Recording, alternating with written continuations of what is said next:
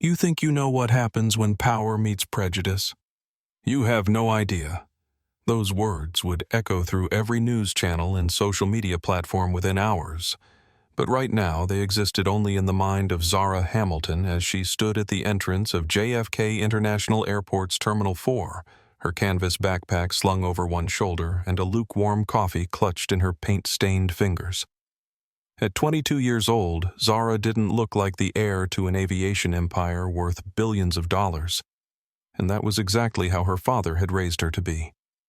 The fluorescent lights hummed overhead with a frequency that usually gave most people headaches, but Zara had grown accustomed to it during her countless trips through airports around the world, always flying under the radar, always blending in with the regular passengers who scraped together money for economy seats and dreamed of someday affording the luxury she could access with a single phone call. Her oversized gray hoodie hung loose over paint-splattered jeans, the result of 3 consecutive all-nighters spent finishing her final thesis project at the London School of Arts, and her curly hair refused to cooperate with the humid New York air, no matter how many times she tried to tuck it behind her ears.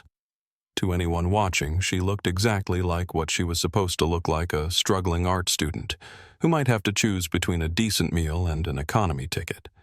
Someone who belonged in the long, serpentine line that snaked back and forth across the left side of the terminal where hundreds of weary travelers waited to check bags and argue about overweight luggage fees.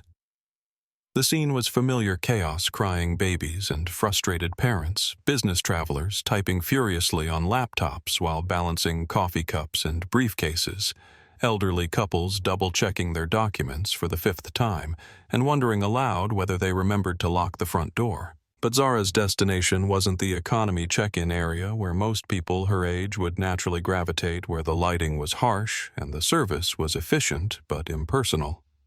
Instead, she found herself walking toward the right side of the terminal where a thick velvet rope created a clear boundary between the ordinary world and something entirely different. Something that whispered exclusivity and privilege in every polished surface and muted conversation. The priority access area felt like stepping into a different universe altogether, one where the carpet was thicker, the lighting was warmer, and the mahogany counter gleamed under carefully positioned spotlights that made everything look like a magazine advertisement for the good life.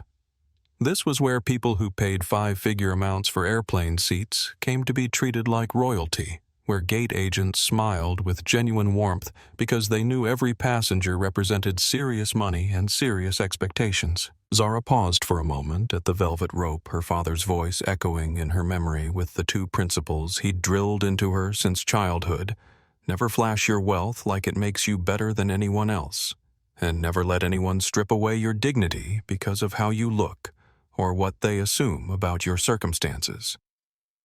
David Hamilton had built Sky Atlantic Airlines from a single-plane charter service into one of the world's most respected carriers, and he'd done it while facing down prejudice and doubt at every step of the way, teaching his daughter that true power came not from displaying wealth, but from maintaining grace under pressure.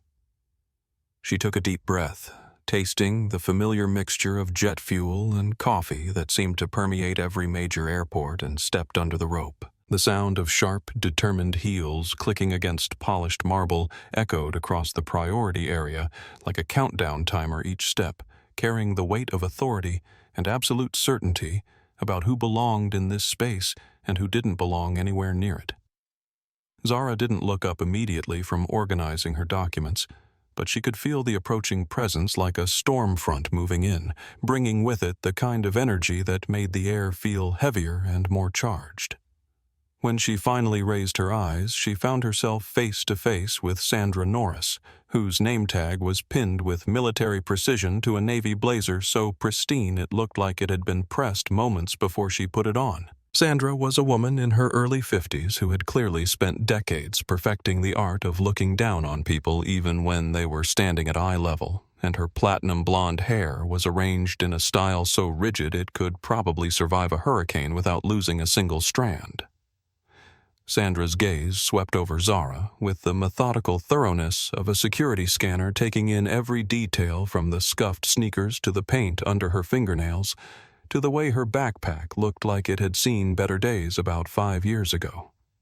There was something in that assessment that went beyond mere professional courtesy, something that felt personal and judgmental and absolutely final, as if Sandra had already decided everything she needed to know about this young woman standing in front of her counter. "The economy check-in line is back there," sweetie, Sandra said without preamble, her voice carrying that particular tone that adults use when they're talking to children they consider both bothersome and slightly dim.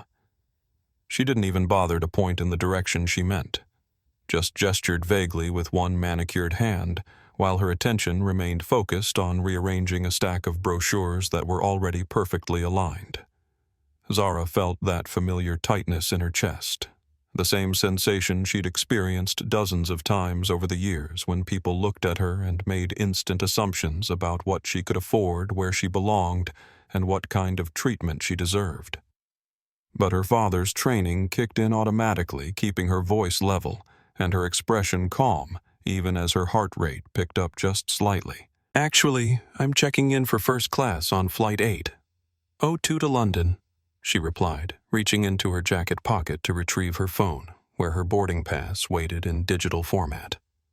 Sandra's hands stilled on the brochures, and for the first time since Zara had approached the counter, the older woman looked directly at her. Really looked at her as if she were trying to solve a puzzle that didn't make sense according to everything she thought she knew about the world. The silence stretched out for several uncomfortable seconds, filled only by the distant sounds of announcements echoing through the terminal and the rolling wheels of luggage being pulled across tile floors. "This is priority access," Sandra said, finally her voice taking on a slightly sharper edge as if Zara might have missed the obvious signs indicating where she was standing. "It's specifically for first-class and global elite members, people who pay significant amounts of money for premium service and expect to be treated accordingly." The words hung in the air between them like a challenge, and Zara could sense the attention of other passengers beginning to focus on their interaction. At a nearby seating area, an elderly couple in obviously expensive clothing looked up from their newspapers, the woman wearing a string of pearls that probably cost more than most people's cars, and the man sporting a watch that gleamed with enough gold to fund a small country's education budget. "I understand that completely," Zara said, keeping her voice steady and professional despite the growing heat she could feel crawling up her neck. "That's why I'm here. I have a confirmed seat in first class, and I just need to check in and drop off my bag." Sandra's eyebrows rose slightly, creating perfectly symmetrical arches that somehow managed to convey both surprise and skepticism without her having to say another word. She leaned forward, just a fraction of an inch close enough that Zara could smell her perfume, something expensive and heavy that seemed designed to create distance rather than attraction. "And you're absolutely certain this ticket is legitimate?" Sandra asked, her tone suggesting that she was giving Zara one final opportunity to admit her mistake and retreat to where she really belonged. Before Zara could respond, the couple from the seating area approached the counter, their movements carrying the kind of casual confidence that comes from never having to question whether you'll be welcomed wherever you go. Robert Blackwell wore a suit that probably cost more than most people earned in a month, and his wife Helen carried a purse that bore the unmistakable logo of a fashion house that only people with serious money could afford. "Excuse me," Robert said, his voice booming with the authority of someone accustomed to being the most important person in any room he entered. "We have a flight to catch, and we'd prefer not to wait while you deal with whatever situation this is." His wife nodded in agreement, looking at Zara with the kind of expression people usually reserved for insects they'd found in their soup. The tension in the priority area shifted like the atmospheric pressure before a thunderstorm, and Zara could feel every pair of eyes in the vicinity turning toward their little drama as if they were watching the opening scene of a play they'd all somehow agreed to attend. Sandra's posture straightened and her customer service smile became more pronounced, but there was something predatory about it now, something that suggested she was enjoying this moment far more than any professional should. "Mr. and Mrs. Blackwell." "How wonderful to see you again." Sandra gushed, her voice transforming instantly from the cool dismissiveness she'd shown Zara to the warm, honeyed tones reserved for people whose bank accounts commanded respect. I do apologize for this delay. We're just handling a small situation with someone who seems confused about their ticket validity. The words hit Zara like physical slaps, each one carefully chosen to reinforce the narrative Sandra was constructing in real time that Zara was a problem to be solved, rather than a customer to be served an obstruction, preventing real passengers from receiving the treatment they deserved. But Zara had been preparing for this moment for months, documenting similar incidents across different airlines and different cities, gathering evidence of a pattern that went far beyond any single gate agent's personal prejudices. I'm not confused about anything, Zara said firmly, pulling out her phone and navigating to her boarding pass with movements that were perhaps a bit more deliberate than necessary. I have a confirmed reservation in seat 1A, which I can show you if you'd take a moment to scan the code. Sandra's laugh was sharp and brittle like glass breaking in a controlled environment where the pieces had been carefully arranged to cause maximum damage. Honey, printing a fake QR code from the internet doesn't make you a first-class passenger. It makes you someone who thinks they can game a border that exists to protect legitimate customers from exactly this kind of disruption. The accusation of fraud landed in the space between them with the weight of a concrete block, and Zara felt her carefully maintained composure waver for just a moment. This wasn't just about a seat assignment anymore, or even about the casual racism she'd learned to navigate throughout her life. This was about her integrity, her honesty, her right to exist in spaces that people like Sandra thought should be reserved for people who looked like the Blackwells. I'm asking you to scan my ticket. Zara repeated, her voice carrying more steel now, though she kept her hands steady as she held out her phone. It will take exactly 3 seconds to verify that everything is legitimate. But Sandra was already reaching for the landline phone on her desk, her movements swift and decisive as if she'd been building toward this moment from the second Zara had appeared in her pristine priority area. Security to Gate 4 immediately, she announced into the receiver, her voice projecting far enough that everyone within a 50-foot radius could hear every word. We have a disruptive passenger refusing to vacate the priority area, and she's becoming increasingly agitated and potentially violent. The word violent hung in the air, like an accusation that couldn't be taken back, and Zara felt something cold and sharp settle in her stomach as she realized how quickly the situation was spiraling beyond her control. She hadn't raised her voice, hadn't made any threatening gestures, hadn't done anything except ask to have her ticket scanned. But Sandra was crafting a narrative that painted her as dangerous, unstable someone who needed to be removed for everyone's safety. Robert Blackwell stepped closer, positioning himself as if he might need to physically intervene to protect the women around him from whatever threat Zara apparently represented. This is exactly the kind of behavior that makes these places feel unsafe, he declared, speaking loudly enough to ensure his words carried to the small crowd that was beginning to gather. People think they can just force their way into spaces they haven't earned the right to occupy. Helen nodded vigorously, clutching her expensive purse closer to her chest as if Zara might attempt to snatch it at any moment. It's completely inappropriate behavior, and frankly, I'm surprised security wasn't called sooner. In the distance, Zara could hear the sound of radio static and hurried footsteps approaching from multiple directions, and she knew that whatever happened next would be recorded on multiple phones and probably uploaded to social media within minutes. This was the moment her father had prepared her for without either of them fully realizing it, the test of whether she could maintain her dignity in the face of public humiliation and false accusations. I just want to get on my flight, she said quietly, more to herself than to anyone else. But the words seemed to echo in the sudden silence that had fallen over the priority area. Officer Miller arrived with the kind of urgent authority that comes from years of dealing with what airport personnel called difficult passengers, but his hand was already resting on his radio before he'd even assessed the situation, his body language suggesting that he'd already decided who the problem was, based solely on Sandra's phone call, and the visual evidence of a young black woman standing in a space where she apparently didn't belong, according to someone in authority. He was a large man whose uniform was stretched tight across his chest, and his presence immediately shifted the dynamics of the entire scene, transforming what had been a customer service dispute into something that felt far more serious and potentially dangerous. The small crowd of onlookers had grown larger, with people stopping their own travel routines to pull out phones and capture whatever was about to happen, turning Zara's personal crisis into their entertainment for the evening. "Ma'am, I need you to step away from the counter and put your hands where I can see them," Miller said, his voice carrying the practiced authority of someone who expected immediate compliance. He didn't ask Sandra for her version of events, didn't request to see Zara's ticket, didn't even glance at the phone she was still holding with her boarding pass clearly displayed on the screen.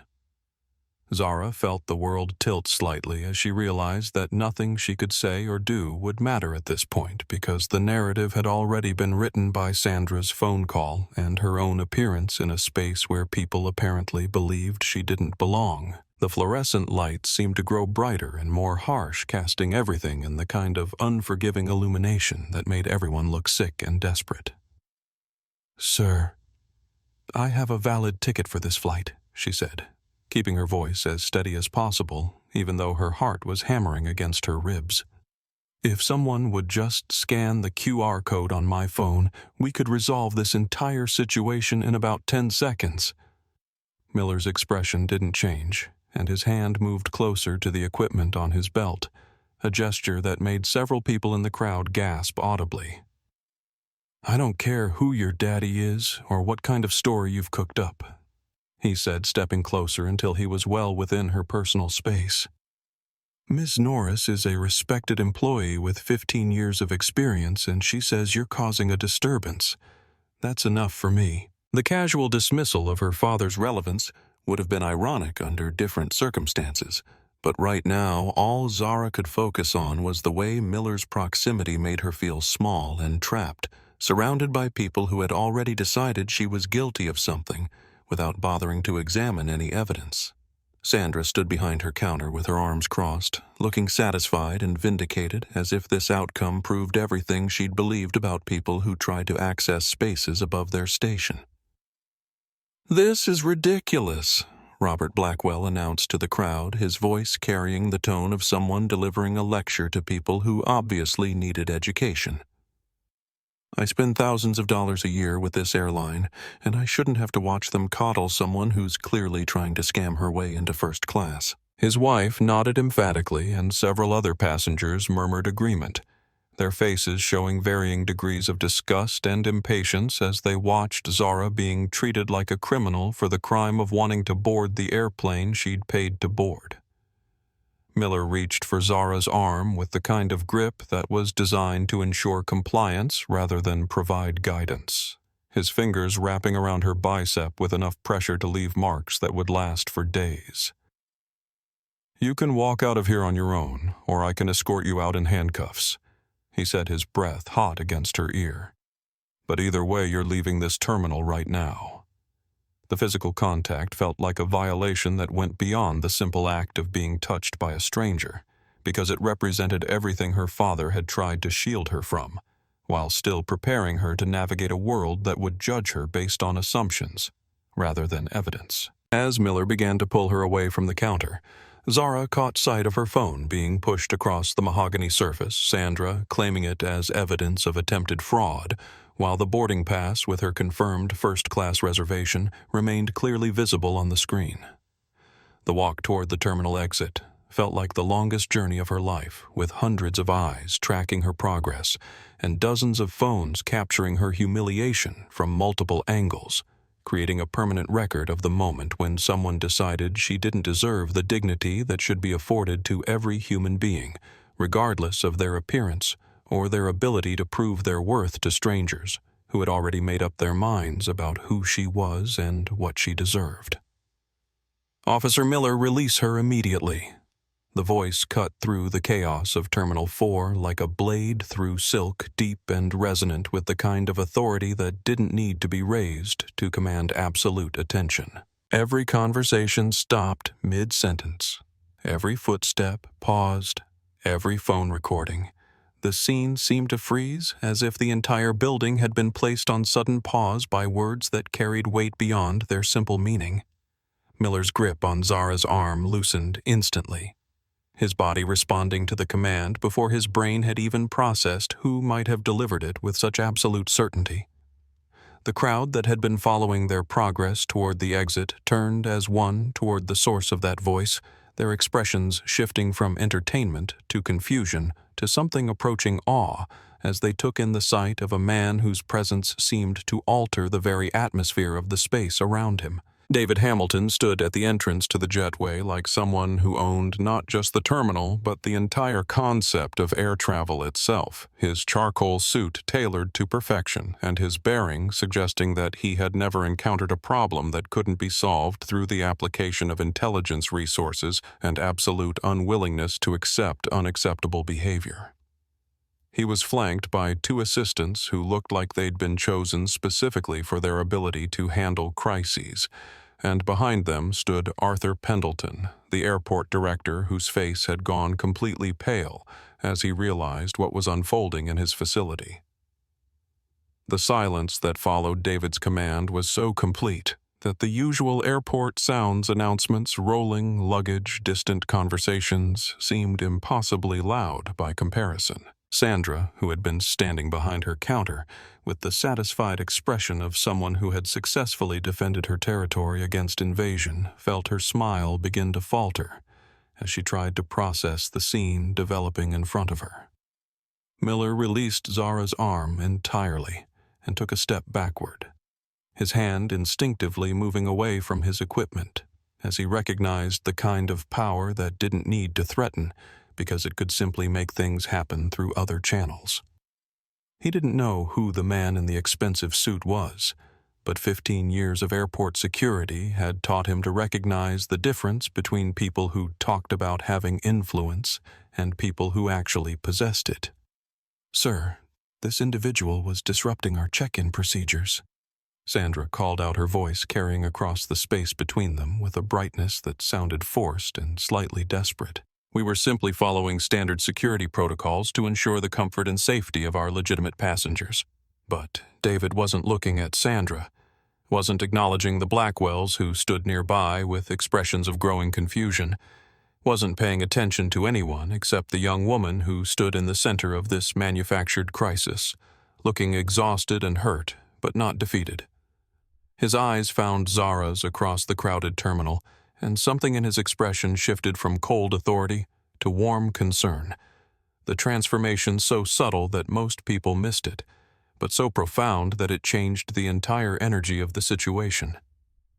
"Zara," he said, his voice softening while maintaining its underlying strength, and the single word carried enough love and protection and barely controlled fury to make several people in the crowd gasp audibly. "Dad," Zara whispered, and the word escaped her lips like a prayer, answered like the moment when someone drowning finally breaks the surface and can breathe again. The collective reaction was immediate, and electric phones swinging toward David as people tried to capture this unexpected twist, conversations erupting as passengers began to process the implications of what they were witnessing. Sandra's face went through several color changes in rapid succession, from confident pink to confused white to horrified gray, as she began to understand the magnitude of her mistake. David walked toward his daughter with measured steps, each footfall echoing against the polished floor with the weight of authority and absolute love. And when he reached her, he pulled her into an embrace that looked strong enough to shield her from falling buildings. The protective gesture was so instinctive and complete that it made the brutality of her treatment by Miller and Sandra appear even more shocking by contrast. Robert Blackwell, who had been enjoying his role as defender of proper order and appropriate boundaries, felt his confidence wavering as he processed the developing situation. This wasn't the narrative he'd expected, where a disruptive individual was removed and proper passengers could continue with their travel plans. This was something else entirely, something that made his earlier comments feel like they might have been spoken by someone who didn't understand the full scope of what was happening. Arthur Pendleton stepped forward, sweat beginning to form on his forehead despite the terminal's carefully controlled climate, because he was beginning to realize that what he'd initially dismissed as a routine passenger dispute was rapidly becoming the kind of public relations catastrophe that ended careers and launched federal investigations. "Mr. Hamilton," he said, his voice betraying just enough nervousness to confirm what several people in the crowd were beginning to suspect about the identity of the man who had just claimed the supposedly disruptive passenger as his daughter. The murmurs of recognition began to ripple through the onlookers, like waves spreading from a stone dropped into still water, as people pulled out phones to Google the name and confirm what they were beginning to suspect about who they were witnessing in this unfolding drama. Sandra's customer service smile had transformed into something that looked painful and desperate, like a mask that had been glued on too tightly and was now cutting into her skin as she tried to maintain the pretense that she had been acting appropriately throughout this entire encounter. Her hands fluttered nervously as she stepped out from behind her protective counter, moving toward David with the kind of forced enthusiasm people display when they realize they've made a mistake, but aren't quite sure how large that mistake might be. "Mr. Hamilton, what an unexpected pleasure to see you here today," she gushed, her voice rising to a pitch that suggested she was fighting panic. "I had no idea you were traveling through our facility, and I certainly didn't realize that this young woman might be connected to you in some way." The words hung in the air like evidence in a trial where the verdict had already been decided, because every syllable confirmed that Sandra's treatment of Zara had been based entirely on assumptions about her appearance and worthiness rather than any actual verification of her credentials or status. David's expression remained carefully neutral, but there was something in his stillness that felt more dangerous than any display of anger could have been. "Connected to me in some way," he repeated slowly, as if testing the phrase for its full range of meanings and implications. "Sandra, this is my daughter. She holds a confirmed reservation in first-class seat 1A, which she purchased with her own Obsidian-level frequent flyer account. She has been trying to check in for her flight home to London, and instead of receiving the service that every passenger deserves regardless of their appearance or age, she has been accused of fraud, had her phone confiscated, and physically assaulted by airport security." Each word fell like a hammer blow delivered with the precision of someone who had spent decades in boardrooms where the wrong phrase could cost millions of dollars and the right one could reshape entire industries. Sandra's face went through several more color changes as she processed the full scope of her situation, while the crowd around them began to document every moment of her public disgrace. Robert Blackwell, who had appointed himself the defender of proper standards and appropriate behavior, felt compelled to interject, despite the growing evidence that he might have misread the entire situation from the beginning. "Now, wait just a minute," he said, his voice booming with the kind of confidence that suggested he still believed his wealth and status gave him the right to control narratives. "I don't care if she's your daughter or anyone else's relative. The fact remains that she was disruptive, inappropriate, and frankly, she doesn't look like someone who belongs in first class." The silence that followed his declaration was so profound that it seemed to create its own gravity, pulling every nearby conversation to a halt and focusing all attention on the man who had just announced to a crowd of recording phones that someone's worthiness to occupy a seat on an airplane could be determined by their appearance. David turned toward Robert with the kind of slow, deliberate movement that suggested he was taking careful inventory of everything he was seeing and hearing. "She doesn't look like she belongs in first class," David repeated, his voice carrying just enough volume to ensure that every phone recording the scene would capture his words clearly. "And what exactly does someone need to look like to deserve basic human dignity and respectful treatment from airline employees?" The question was delivered with the kind of surgical precision that made it impossible to answer without revealing the ugly assumptions that had been driving everyone's behavior from the moment Zara had approached Sandra's counter. Robert opened his mouth to respond, then seemed to realize that anything he said would only make his position worse, while his wife clutched her expensive purse and looked around as if searching for an exit that might allow them to escape from a situation that was rapidly becoming a public relations nightmare. Miller, who had been standing uncertainly nearby since releasing Zara's arm, attempted to salvage some authority from the wreckage of his professional judgment. "Sir, I was responding to a report of a disruptive passenger," he said, his voice carrying just enough defensiveness to suggest that he was beginning to understand how thoroughly he had mishandled the situation. Miss Norris indicated that there was a security concern, and I followed standard protocols. David's attention shifted to the security officer with the kind of focus that made Miller instinctively step backward, as if he were a small animal who had suddenly realized he was being observed by a much larger predator. "Standard protocols," David said, his voice dropping to a register that somehow carried more menace than shouting would have. "Your standard protocol is to physically assault passengers without verifying their credentials, confiscate their personal property without cause, and publicly humiliate them based solely on the word of an employee who refused to perform the basic function of scanning a boarding pass." The questions were rhetorical, but they hung in the air like charges in an indictment, creating a framework that transformed Miller's actions from appropriate security measures into something that looked increasingly like assault and harassment. Arthur Pendleton stepped forward again, his face now visibly sweating as he realized that every moment of this encounter was being recorded and would likely be dissected by lawyers, investigators, and social media commentators for months to come. "Mr. Hamilton, I want to assure you that this is not representative of our usual standards," he began. But David held up one hand in a gesture that was somehow both polite and absolutely final.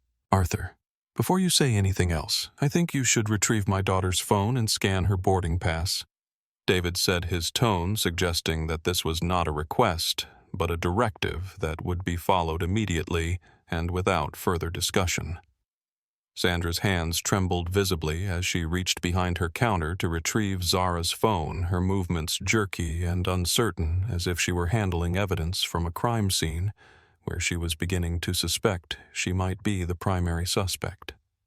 The device felt heavier than it should have in her palms, weighted down by the growing realization that everything she had assumed about this situation had been wrong from the very beginning, and that her refusal to perform the simple task of scanning a boarding pass had set in motion a chain of events that was rapidly spiraling far beyond her control. Arthur Pendleton produced his own scanning device with the efficiency of someone who had suddenly realized that his career might depend on resolving this situation as quickly and thoroughly as possible, and the electronic chirp that followed the scan seemed to echo through the terminal with the finality of a judge's gavel. The small screen displayed information that made his face go even paler. "Confirmed reservation, Obsidian class, frequent flyer status, seat. 1A paid in full with no flags, no issues, no problems whatsoever. Valid reservation," he announced, his voice carrying across the crowd with enough volume that everyone recording the scene would capture his words clearly. "First class seat 1. A Obsidian status, no restrictions." The confirmation hit Sandra like a physical blow, because it meant that everything she had done, every assumption she had made, every word she had spoken to justify her treatment of Zara had been based on nothing more than her own prejudices and her unwillingness to perform the basic functions of her job. The young woman she had accused of fraud, reported to security, and had physically removed from the terminal was exactly who she had claimed to be all along. But David wasn't finished with his examination of what had happened, because 25 years of running an airline had taught him that surface-level problems usually indicated deeper issues that needed to be addressed before they could cause even more damage. He pulled out his own device, a tablet that connected directly to Sky Atlantic's mainframe with administrative privileges that only 3 people in the company possessed, and began navigating through screens that showed real-time passenger information and operational logs. "Sandra, let me ask you something," David said, his voice maintaining that calm, professional tone that somehow felt more ominous than anger. "When did you first access my daughter's reservation today?" The question seemed simple enough, but Sandra's expression suggested that she understood there were layers beneath the surface, that she hadn't considered implications that went beyond her initial refusal to scan a boarding pass. When she approached the counter, she stammered, her voice barely audible above the ambient noise of the terminal. David's fingers moved across his tablet screen with practiced efficiency, pulling up back-end logs that showed every interaction with Zara's reservation throughout the day, and what he found there made his jaw tighten in a way that suggested his careful control was beginning to slip. According to our logs, you accessed my daughter's reservation at 1:47 this afternoon, he said, his voice still calm but carrying an edge that made several people in the crowd step closer to hear better. That was 6 minutes before she approached your counter. The implications of that timeline hit the crowd like a wave because it meant that Sandra had been doing something with Zara's reservation before they had ever interacted, had been taking some kind of action that went beyond simply processing a check-in request. Sandra's face went completely white, and her hands began to shake more violently as she realized that her actions were being traced through electronic records that she hadn't considered. At 1:48, you flagged seat 1A as a no-show and released it back into the inventory. David continued reading from his screen with the methodical precision of someone presenting evidence in a courtroom. At 1:49, you assigned that same seat to a new passenger through what our border shows as a complimentary operational upgrade. Robert Blackwell, who had been standing nearby with his wife, looking increasingly uncomfortable as the situation developed, suddenly found himself the focus of David's attention as the airline CEO looked up from his tablet with an expression that suggested he was seeing connections that others had missed. "Mr. Blackwell?" David said, his voice carrying across the space between them with crystal clarity. "According to our records, you and your wife were originally booked in business class seats for today's flight. Is that correct?" The question caught Robert off guard, and his automatic response revealed more than he probably intended. "Well, yes, but we requested an upgrade when we arrived, and this young lady was very accommodating about finding us something more appropriate to our status." The admission hung in the air like a confession because it confirmed that Sandra had not simply made an error in judgment about Zara's worthiness to occupy first class. She had actively manipulated the reservation border to steal Zara's paid seat and give it to passengers who she deemed more deserving based on their appearance and attitude, turning what should have been a simple check-in process into an elaborate scheme of discrimination and fraud.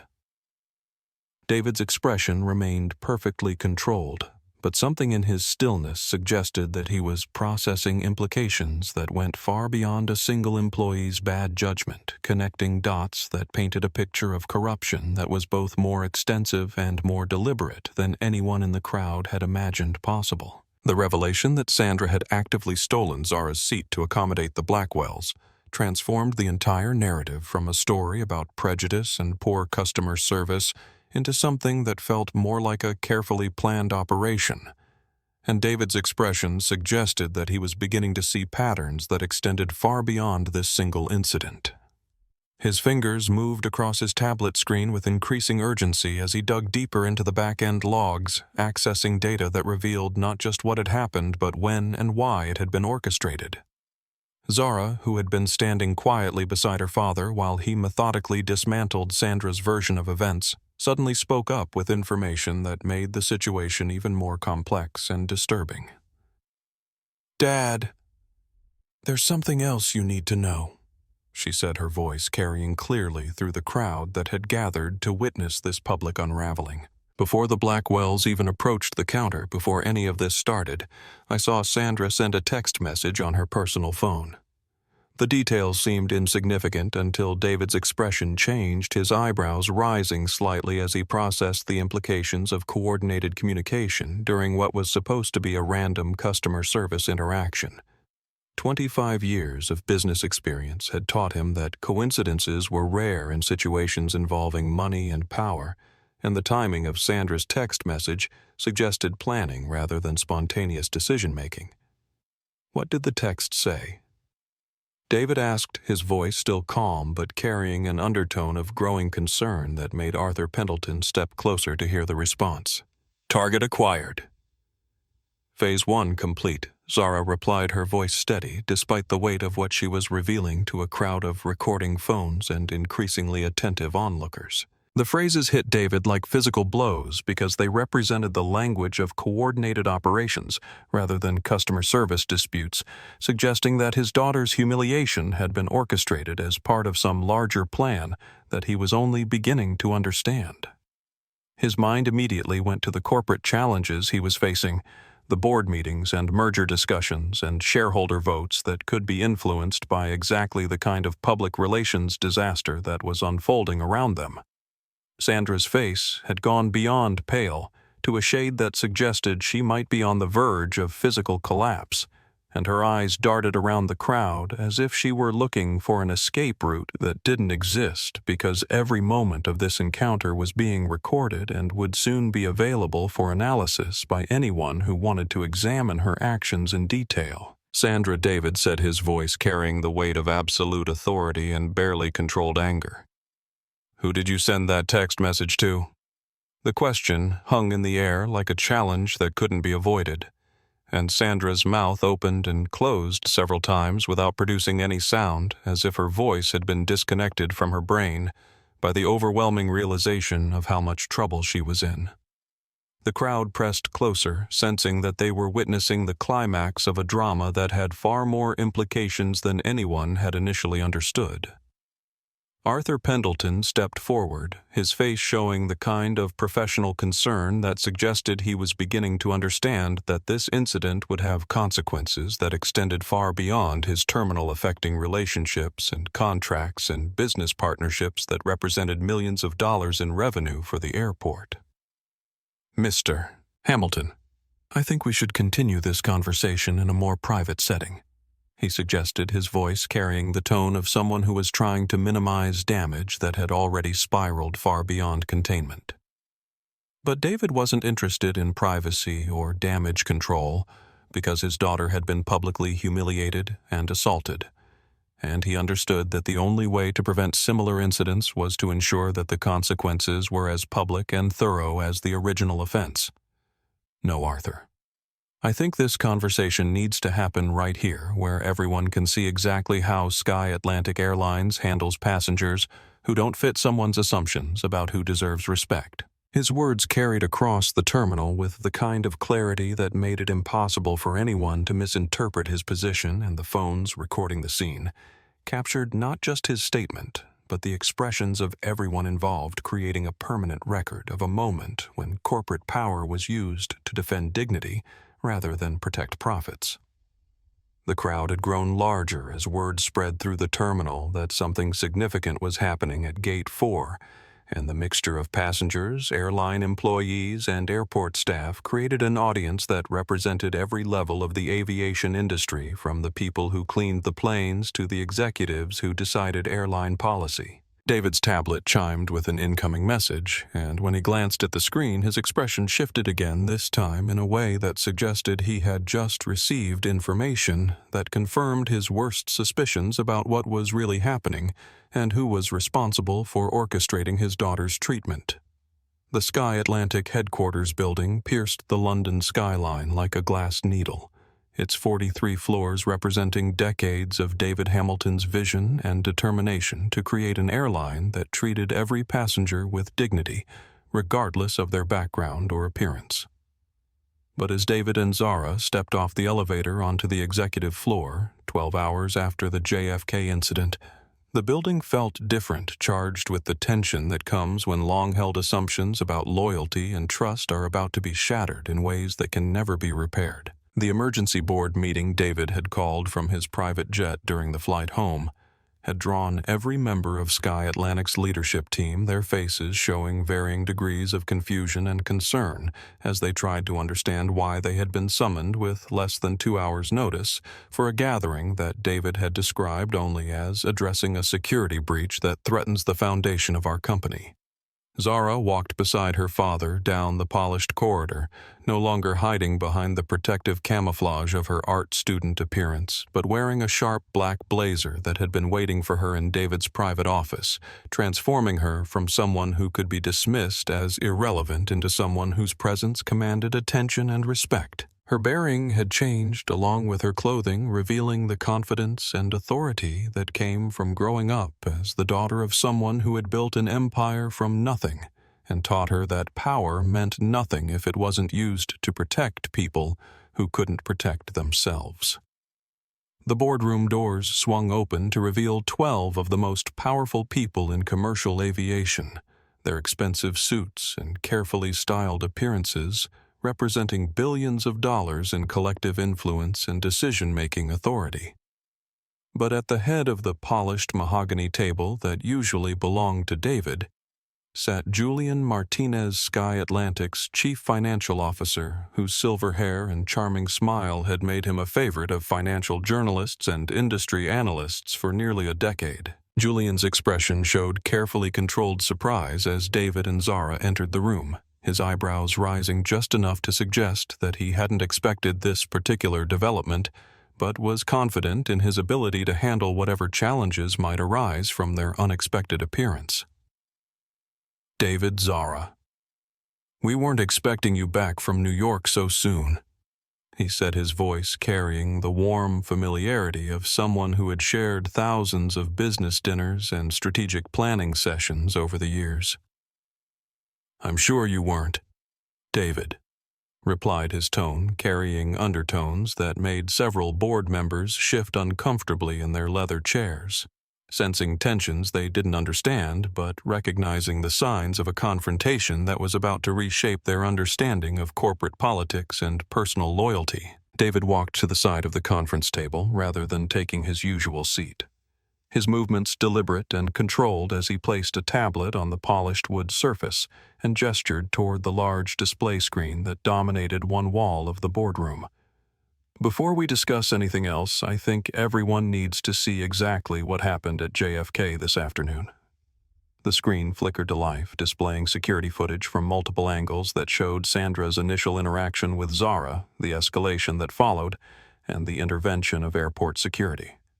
But this wasn't the grainy, distant footage that usually emerged from airport incidents. This was high-definition video from cameras positioned behind the check-in counter, capturing every expression, every gesture, every word with crystal clarity. The board members watched in growing discomfort as the scene unfolded, their faces showing varying degrees of shock and embarrassment, as they witnessed one of their airline's employees publicly humiliating a passenger based purely on assumptions about her appearance and worthiness. But David wasn't finished with his presentation, because the security footage was only the beginning of a story that went much deeper than anyone in the room had imagined. "What you're watching," David said, his voice cutting through the silence that had fallen over the boardroom, "was not a random incident of poor customer service or unconscious bias. It was a coordinated operation designed to create exactly the kind of public relations crisis that could undermine shareholder confidence and influence the merger vote scheduled for next week." The screen changed to display a timeline of text messages overlaid on the security footage, showing Sandra's communication with an unknown number at precisely the moments when her treatment of Zara escalated from dismissive to actively hostile. The messages were brief but damning.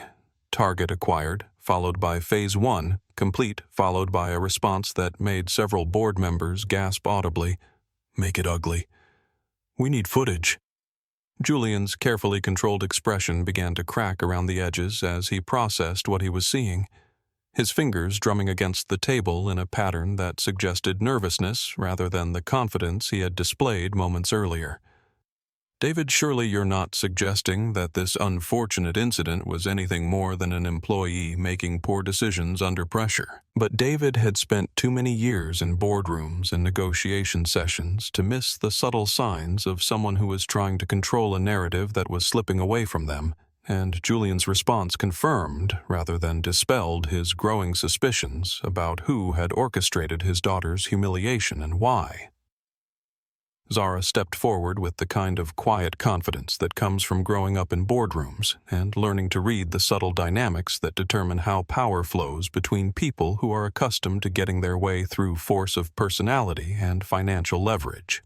The board members turned their attention to her with expressions that ranged from curiosity to skepticism, because while they knew she was David's daughter, most of them still thought of her as an art student whose understanding of business was limited to whatever she might have picked up through casual family conversations. "Actually, Uncle Julian," Zara said, using the familiar form of address that she'd been taught to use for her father's closest business associates while simultaneously creating distance through her tone. The incident at JFK was just the visible part of something much more complex that's been happening for months. She pulled a sleek black USB drive from her blazer pocket, the small device representing hundreds of hours of analysis that she had conducted during her gap year between art school and whatever came next. Time that everyone had assumed she was spending on painting and creative projects, but which she had actually dedicated to understanding the financial structures and operational patterns of the company she would someday inherit. "Dad gave me access to Sky Atlantic's financial data during the flight home." She continued inserting the drive into the conference room's computer border and navigating to files that showed charts, graphs, and data analysis that revealed patterns most of the board members hadn't noticed, despite their decades of experience in corporate finance. The screen filled with a complex web of connections between shell companies, offshore accounts, and transaction patterns that painted a picture of financial manipulation that was both sophisticated and extensive, involving millions of dollars in diverted funds and falsified reports that had been hidden within the airline's legitimate operational expenses for years. "The story you told the board about Sky Atlantic losing money on our premium passenger services," Zara said, her voice steady as she walked through data that revealed the truth behind years of financial presentations and strategic planning sessions, was based on numbers that had been artificially inflated to support arguments for cutting services and raising prices. Julian's face had gone completely pale as he watched his protégé, someone he had known since she was a child, asking questions about airplane engines and route planning during family dinners, systematically dismantling financial structures that he had spent years building and protecting from exactly this kind of scrutiny. "The real reason our premium services appeared unprofitable," Zara continued clicking through screens that showed transaction details and account transfers that revealed the scope of Julian's deception, "was because significant portions of the revenue were being diverted through a shell company called Blue Sky Consulting, which is registered in the Cayman Islands and owned by a trust that lists Maria Martinez as the primary beneficiary." The revelation that Julian's wife was the ultimate recipient of funds stolen from Sky Atlantic hit the boardroom like a physical explosion, because it meant that someone they had trusted with the financial health of their company had been systematically stealing from them while simultaneously arguing for policies that would have made his theft easier to conceal and more profitable to execute. Every time Sandra or another gate agent processed what appeared to be a complimentary operational upgrade, Zara explained her presentation, revealing the full scope of the scheme that had been operating under their noses for years. A transaction fee was automatically deposited into Blue Sky Consulting's accounts, supposedly to cover administrative costs, but actually funding a lifestyle that Julian's salary alone couldn't support. Julian stood up abruptly, his chair falling backward as he realized that his decades of careful planning and subtle manipulation were being exposed by someone whose intelligence and capabilities he had completely underestimated, someone whose access to company data and understanding of financial analysis had allowed her to see patterns that he thought he had hidden beyond detection. "This is ridiculous," he said, his voice carrying desperation rather than authority as he looked around the table at faces that showed growing understanding and mounting anger. "You're going to believe financial analysis from someone whose primary qualification is a degree in art." But Zara wasn't finished with her presentation, and her response to Julian's attack revealed not just her analytical capabilities, but her understanding of exactly how personal his betrayal had been for her father and their family. 3 weeks after the confrontation in the Sky Atlantic boardroom, Sandra Norris sat in a gray, windowless room that smelled of industrial disinfectant and desperation. The fluorescent lights overhead casting the same harsh illumination that had once made her feel powerful behind her mahogany counter, but now seemed designed to expose every flaw and failure that had led her to this moment. The designer blazer that had once been her armor of authority had been replaced by an orange jumpsuit that fit poorly and reminded her every moment of how completely her world had collapsed. The district attorney's office had been clear about her options from the beginning: 5 to 7 years in federal prison for grand larceny wire fraud, and filing false police reports with the possibility of additional charges related to civil rights violations that could extend her sentence significantly if she chose to fight the charges in court. Her court-appointed lawyer, a tired man who looked like he wished he was anywhere else, had explained that the video evidence from JFK made any kind of defense practically impossible.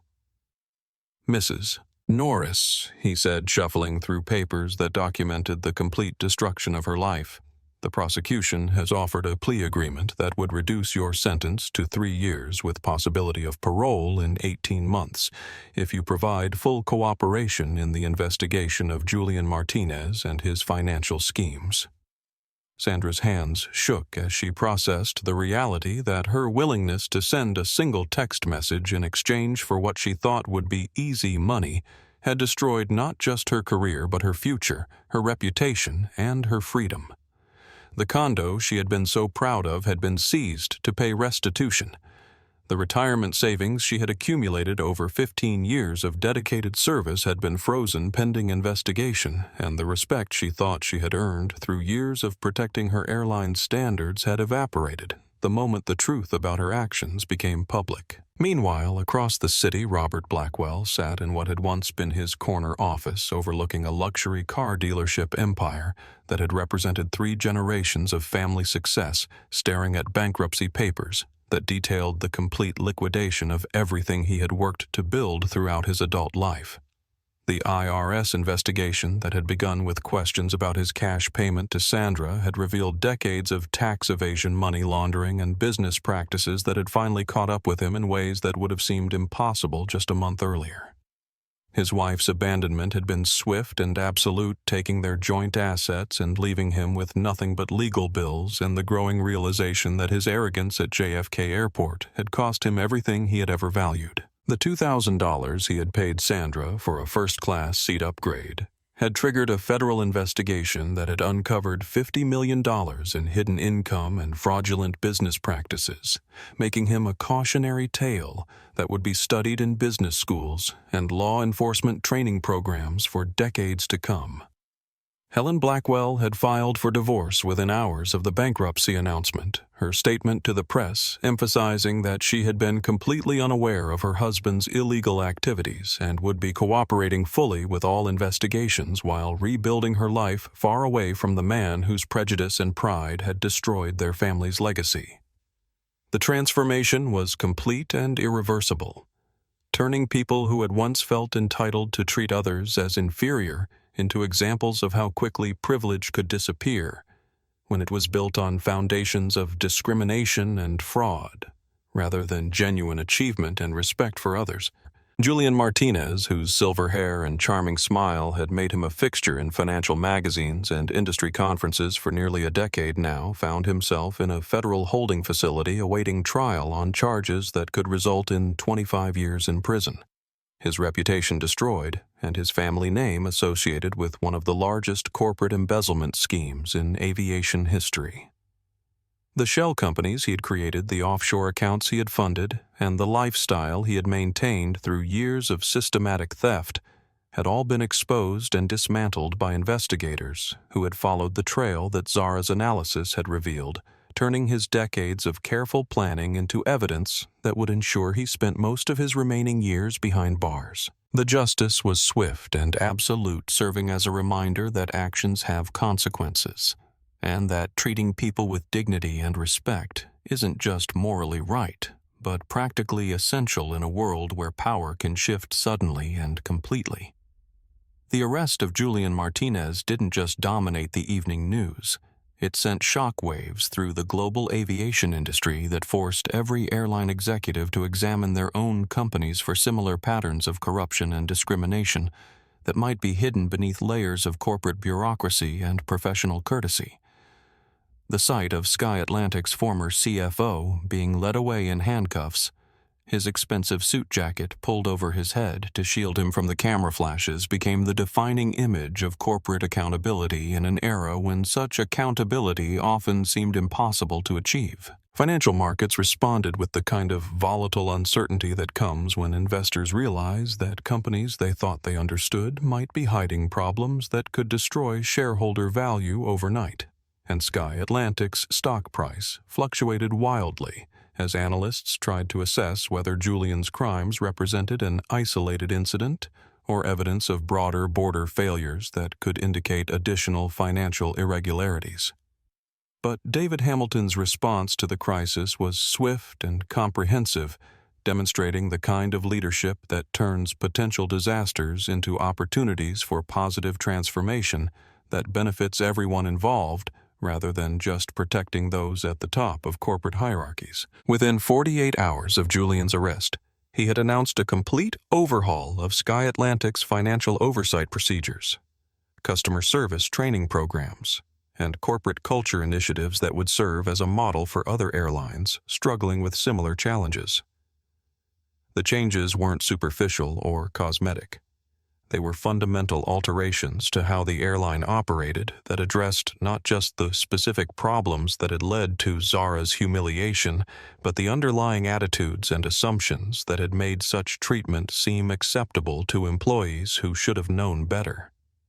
Every gate agent, flight attendant, and customer service representative would undergo mandatory training focused on treating all passengers with dignity and respect, regardless of their appearance, age, or apparent economic status. More significantly, David announced the creation of an independent oversight board that would include civil rights advocates, customer service experts, and community representatives who would have the authority to investigate complaints, review policies, and recommend changes that would prevent future incidents of discrimination or abuse. The board would publish quarterly reports on Sky Atlantic's performance in these areas, creating transparency and accountability that would make it impossible for problems to be hidden or ignored. The media coverage of these changes was overwhelmingly positive, with editorial boards and industry analysts praising David's willingness to use a personal crisis as an opportunity to address broader problems that affected millions of passengers who flew with airlines around the world. The story became not just about one family's response to discrimination, but about how corporate leaders could choose to be part of solutions rather than part of problems that had persisted for too long. Other airlines began announcing their own policy changes and training programs, clearly recognizing that the public attention focused on Sky Atlantic's reforms would inevitably lead to scrutiny of their own practices and procedures that might not withstand the kind of detailed examination that Zara's incident had triggered. Congressional hearings were scheduled to examine discrimination in commercial aviation, with legislators from both parties expressing outrage at the treatment Zara had received and demanding industry-wide reforms that would ensure similar incidents couldn't happen again. The hearings would feature testimony from civil rights advocates, former airline employees, and passengers who had experienced discrimination, creating a public record that would influence policy decisions for years to come. The transformation extended beyond policy changes to fundamental shifts in how aviation industry leaders thought about their responsibilities to passengers and communities, with Sky Atlantic's response becoming a case study in how companies could choose to lead rather than follow when confronted with evidence of wrongdoing within their organizations. David's decision to make the consequences of Julian's crimes as public as the original incident sent a clear message that accountability wasn't just a corporate buzzword, but a principle that would be enforced regardless of someone's position or influence within the company, creating a culture where employees knew that treating passengers with disrespect would result in serious professional and legal consequences. 6 months after that humiliating afternoon at JFK Airport, Zara Hamilton walked through Terminal 4 wearing the same paint-stained jeans and canvas backpack that had once marked her as someone who didn't belong in the priority boarding area.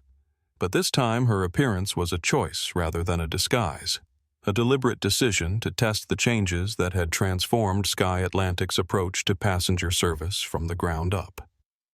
The terminal itself had undergone a physical transformation that reflected the deeper cultural changes David had implemented throughout the airline, with the harsh fluorescent lighting replaced by warm LED systems that made everyone look healthier and more human, and the intimidating velvet ropes that had once created clear boundaries between classes of passengers removed entirely and replaced with flowing queue management systems that emphasized efficiency over exclusivity. The mahogany counter where Sandra had once stood like a guardian protecting sacred space had been replaced with an open welcome hub where agents worked at eye level with passengers, their uniforms designed to look approachable rather than militaristic, and their training focused on problem-solving and customer advocacy rather than rule enforcement and boundary maintenance.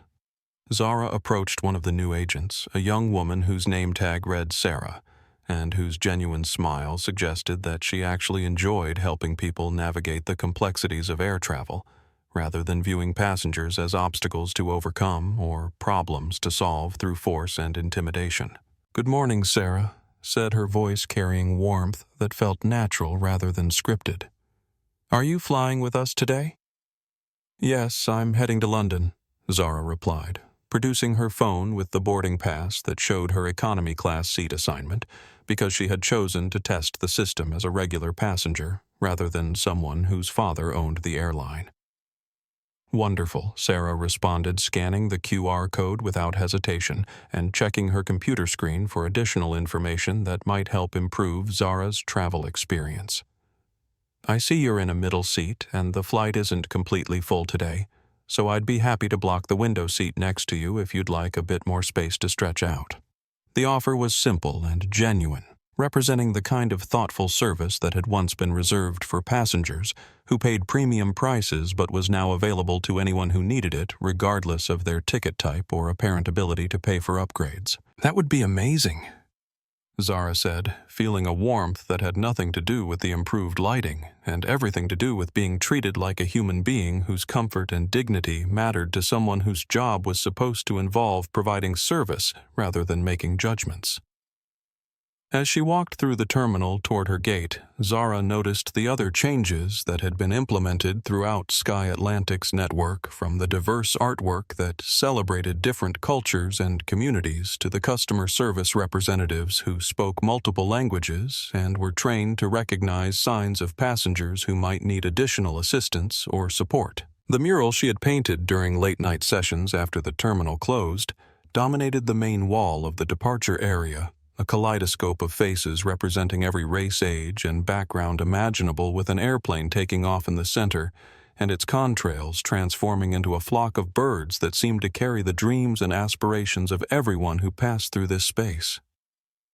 At the bottom of the mural, a small plaque bore the dedication she had insisted on. "In a world where you can fly anywhere, choose to be kind," a message that had become Sky Atlantic's unofficial motto, and a reminder to employees and passengers alike that how we treat each other matters more than where we're going or how much we paid to get there. The boarding process itself had been transformed from a hierarchy-based system that reinforced class distinctions into a community-focused experience that prioritized families with young children, passengers who needed extra time or assistance, and anyone else who might benefit from additional support regardless of their ticket price or frequent flyer status. Zara found herself in line behind a mother struggling with a crying baby and an overloaded diaper bag, and without thinking about it, she stepped forward to help carry the woman's luggage. A gesture that would have seemed impossible in the old system where passengers were encouraged to compete for space and attention rather than support each other through the challenges of modern travel. David Hamilton found his daughter at gate 23, sitting cross-legged on the floor near her boarding area with her sketchbook open across her knees, drawing the faces of passengers around her with the same attention to detail and humanity that she had brought to every aspect of Sky Atlantic's transformation over the past 6 months. He approached her with the quiet pride of someone who had watched his child grow from someone who needed protection into someone who could protect others through her vision and determination. "How's the inspection going, Director Hamilton?" he asked, settling down on the floor beside her, despite the fact that his expensive suit probably cost more than most of the other passengers' entire wardrobes. Check-in took 45 seconds, Zara reported, closing her sketchbook and looking around at the diverse crowd of travelers who represented the kind of inclusive community that Sky Atlantic had worked to create. "Agent Sarah offered me extra space without being asked. The atmosphere feels welcoming rather than intimidating, and I've seen 3 different employees go out of their way to help passengers who looked like they needed assistance." "Good." David nodded, following her gaze across the boarding area where families of different backgrounds chatted with business travelers, where elderly passengers received help with their luggage from younger people who had once been trained to compete rather than collaborate, and where the artificial barriers that had once divided people into categories based on their ability to pay had been replaced with genuine community and mutual respect. They sat together in comfortable silence for a few moments, watching the boarding process unfold with the efficiency that came from treating all passengers as valued customers rather than sorting them into hierarchies based on ticket prices and perceived importance. The gate agent announced boarding for families with young children first, followed by anyone who needed extra time or assistance, creating a system that prioritized human needs over corporate profits. "You know," David said, his voice carrying the reflection that comes from having seen his life's work tested and transformed through crisis. "When I started this airline, I thought success meant building something big enough and profitable enough to demand respect from people who had never respected people like us." Zara looked at him with the kind of attention that comes from finally understanding someone whose motivations had seemed clear but whose deeper dreams had been more complex than she had realized as a child, watching him build an empire while trying to shield her from the prejudice and doubt that had fueled his determination. "But watching you handle what happened at JFK, seeing how you turned something that could have destroyed us into something that made us better," he continued. "I realized that real success isn't about demanding respect. It's about creating spaces where everyone can receive the dignity they deserve simply because they're human beings." The boarding announcement for their flight interrupted their conversation, but neither of them moved immediately toward the gate because this moment represented something more significant than just the end of a day or the beginning of a trip. It was the completion of a circle that had begun with discrimination and humiliation, but had ended with transformation and hope. "I'm proud of you," David said, standing up and offering his hand to help Zara to her feet, a gesture that was both practical and symbolic of the partnership they had developed over the past months as they worked together to rebuild their company's culture and values. "I'm proud of us," Zara replied, accepting his help but maintaining the independence that had allowed her to navigate challenges that would have broken someone who hadn't been raised to understand that dignity was something you maintained for yourself rather than something others granted you based on their assessment of your worthiness. As they joined the boarding line, Zara found herself behind the same mother and baby she had helped earlier, and she naturally stepped forward again to assist with luggage and boarding passes, her actions reflecting the values that Sky Atlantic now tried to embody rather than just advertise.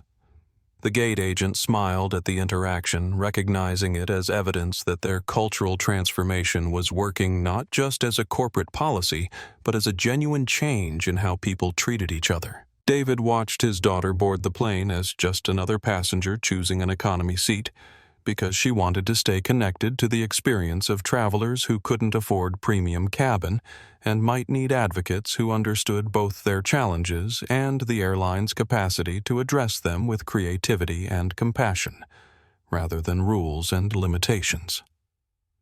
The flight to London would give Zara time to work on her next project, a comprehensive study of how airlines around the world could implement similar changes to create more inclusive and respectful travel experiences for everyone, regardless of their background or ability to pay premium prices for basic human dignity.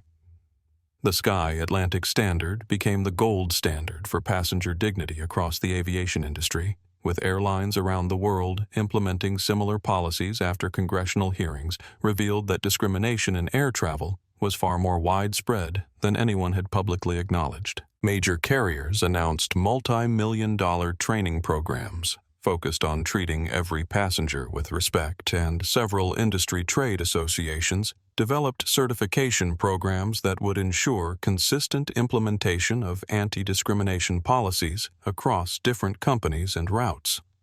Sandra Norris completed her prison sentence with a newfound understanding of what it meant to be powerless and judged by others based on assumptions rather than evidence. And upon her release, she began working with civil rights organizations to train customer service employees on recognizing and preventing the kind of discriminatory behavior that had destroyed her own life and career. The Blackwells never recovered financially or socially from their spectacular downfall, serving as a permanent reminder that privilege without character is ultimately worthless, and that treating others with disrespect can cost everything you think you've earned. Zara's mural at JFK became the inspiration for similar artwork installations at airports around the world, each one featuring local artists and celebrating the diversity of communities that make air travel possible. While her work as Sky Atlantic's Director of Customer Experience led to speaking engagements at universities and corporate conferences, where she shared the story of how personal pain can be transformed into positive change that benefits millions of people who will never know your name, but whose lives are improved by your refusal to accept injustice as inevitable. The message remains simple, but powerful. Dignity should never be a luxury upgrade. Respect should never depend on appearance or wealth, and you never know who you're talking to, so treat everyone like they matter, because they do.